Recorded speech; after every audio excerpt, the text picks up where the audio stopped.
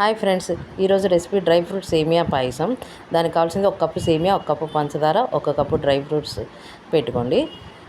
ఇప్పుడు పాలు కూడా కాగబెట్టుకొని మరగబెట్టుకొని పక్కన పెట్టుకోండి.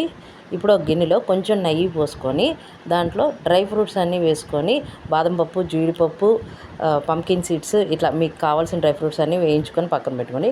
అదే గిన్నెలో నెయ్యిలో సేమియాలు కూడా వేసి బాగా వేగనివ్వండి. కొంచెం ఎరడాలుగా సేమియాలు బాగా వేగిన తర్వాత ఇప్పుడు కప్పు సేమియాలకి కప్పు వాటర్ పోసుకొని ఇప్పుడు ఉడకబెట్టుకోవాలి.